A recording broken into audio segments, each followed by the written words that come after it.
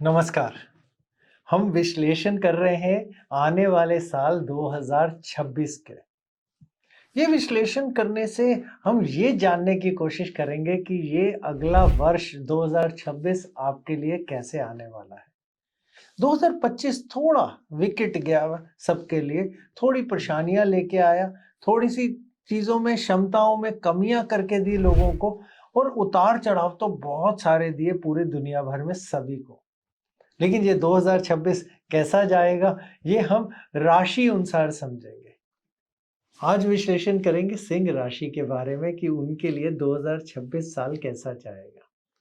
2026 साल सिंह वालों के लिए बहुत बड़ा गहरा ट्रांसफॉर्मेशन, बदलाव, परिवर्तन का समय लेकर आ रहा है।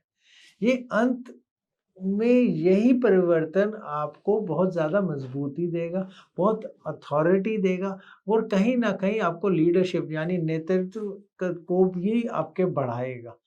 पहला साल का हिस्सा आपके छुपे हुए मुद्दों को साफ करने में लगेगा। पैसा, भरोसा, अगर हम बोले जो रोज़ आपकी हेल्थ की, सेहत की रूटीन है, भावनात्मक तरीक़ाएँ आएँगी या स्पीड बढ़ जाएगी। और मध्य वर्ष में स्ट्रैटेजी जो कैसे काम करना है, अंदरूनी ताकत आपको कैसे बढ़ानी है, और अक्टूबर के बाद तो आपका भाग्य सुधरता ही नज़र आ रहा है।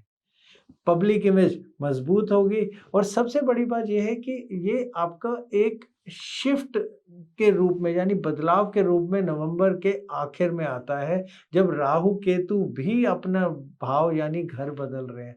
जब डेली वर्क और डेली हेल्थ की आपकी आदतें बहुत पक्की होंगी, और आपको ये होगा कि आप अगले लेवल यानी नेक्स्ट लेवल की आप पे पहुंच जाएंगे। ये ही आपके लिए चाबी है ये साल। शनि आपके लिए 8वें भाव में होंगे। 8वां भाव होता है अचानक बदलाव का, कोई ट्रांसफॉर्मेशन का, कोई रिसर्च का, इंश्योरेंस का, साझे धन का, नज़दीकियों का, किसी के साथ बहुत कोई रिश्ते गहरे करने का। और जब शनि वहाँ बैठ जाते हैं तो आपका बहुत धीरे-धीरे बदलाव होता है, और इसलिए हेल्थ की जो आदतें हैं और जो आपकी भावनाओं के ऊपर कंट्रोल है, उसमें बहुत मैच्योरिटी यानी आपका ठहराव की माँग करते हैं। गुरु साल की शुरुआत में मिथुन राशि में होंगे, आपके 11वें भाव में 2 जून तक वहीं रहेंगे। उसके बाद कर्क में चले जाएंगे, जो आपका 12वां भाव है। उसके वहाँ 31 अक्टूबर तक रहेंगे। उसके बाद सिंह राशि में चले जाएंगे, कि जो जिधर आपकी जो ये राशि है उसी में आ जाएंगे। ये आपका पहला भाव होगा, और 31 अक्टूबर के बाद यहीं रहेंगे।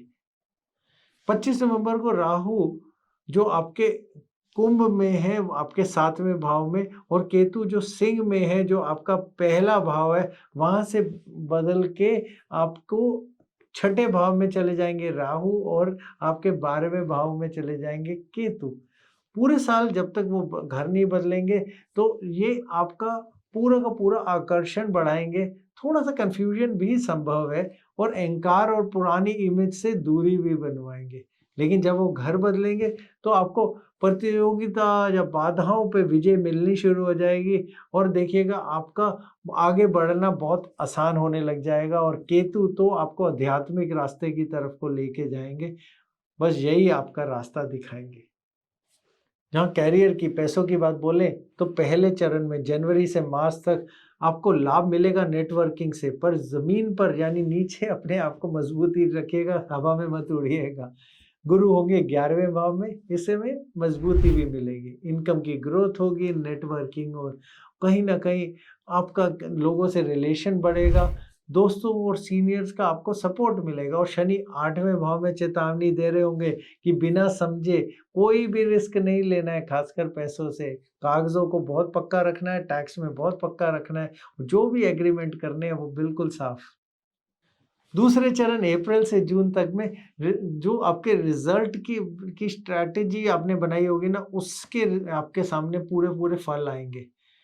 नेटवर्क को आप बहुत उससे फ़ायदा उठाएँगे जून की शुरुआत तक। फिर जून के बाद तो गुरु 12वें भाव में जाएँगे, फ़ोकस आपका बढ़ेगा। आपका देखिएगा पीछे जो बैकग्राउंड में काम है वो भी बहुत अच्छा होने लग जाएगा, विदेशों से आपका काम बढ़ना लग जाएगा, उनसे बहुत ज़्यादा कनेक्शन बनेंगे, खर्च भी बढ़ेगा लेकिन बढ़ेगा ट्रैवल पे, हेल्थ पे, कोई नई चीज़ सीखने में। इस जगह पे प्लानिंग आपको करनी है बहुत दूर की, लॉन्ग टर्म की, और आपको अपनी जो भी आपकी अपनी क्षमता है, आपका अपना नाम है, आपकी पोजीशन है, उसका उपयोग करना है। तीसरे चरण में जुलाई से सितंबर तक की बात बोलें तो ये बहुत शांत मेहनत का समय है। अपने सेहत पे ध्यान देने का, फाइनेंशियल कहते हैं आदतें सुधारने का। ये बहुत ज़्यादा ऐसा समय है जहाँ पे आप ध्यान भी लगाएँ तो बहुत फ़ायदा होगा।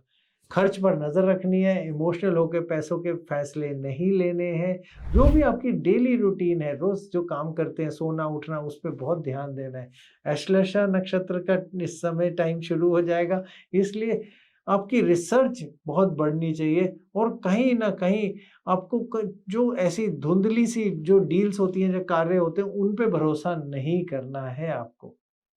चौथे चरण में अक्टूबर से दिसंबर तक एकदम आपको कहते हैं चढ़ाव मिलेगा, लीडरशिप के अंदर भी चढ़ाव मिलेगा, क्योंकि इस समय अक्टूबर के बाद गुरु आपके पहले भाव यानी खुद के भाव के अंदर आ जाएंगे, कॉन्फिडेंस बढ़ाएंगे, अवसर में तेजी आएंगे, पहचान भी सुधरेगी।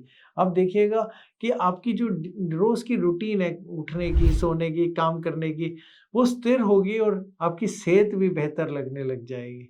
नवंबर के आखिर में राहु छठे भाव में जाएँगे। देखिएगा आपका कॉम्पिटिशन करने की क्षमता बहुत बढ़ेगी, बाधाओं को आप हरा पाएँगे और कोई जॉब वगैरह अगर बदलने की सोच रहे हैं तो साल के आखिर में वो भी बदल पाएँगे और काम में तीव्रता बढ़ेगी। बर्नआउट यानी बिल्कुल थकने से बचें।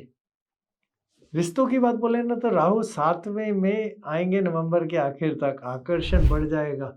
कहीं न कहीं बहुत जल्दी-जल्दी रिलेशनशिप बनेंगे लेकिन गलतफ़हमियाँ भी बहुत जल्दी हो सकती हैं। केतु पहले में आ जाएँगे, इसलिए थोड़ा ईगो यानी अपनी जो प्रतिष्ठा बनाने की कोशिश नकली वाली है उससे दूर रहिएगा।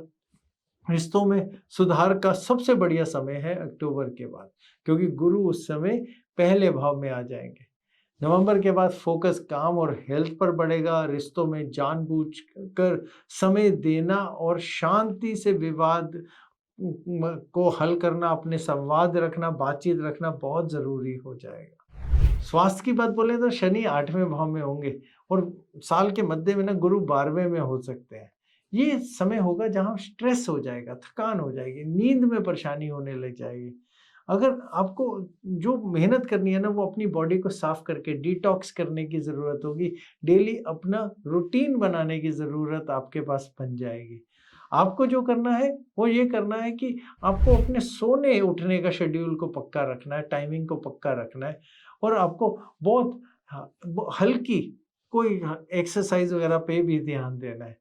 अच्छी डाइट पे ध्यान देना है, साफ-सुथरा खाने पे ध्यान देना है और जब भी छोटे से लक्षण आपको आए, उन्हें कहीं से इग्नोर नहीं करना है, वहाँ से हटना नहीं है, फटाफट जाके डॉक्टर को उसी समय चेक भी कराना और दिखाना है। उपाय आपके लिए ये रहेंगे कि रविवार के दिन सूर्य को आपको जल अर्पित करना है, अगर हो सके तो 12 बार सूर्य नमस्कार करना है और हो सके तो दान में गेहूँ या गुड़ का दान करना है। आपको अपने उसके अलावा जो आपके लिए बहुत शुभ रंग रहने वाला है, वो है सोने का रंग या नारंगी रंग और लकी नंबर आपके लिए है 1।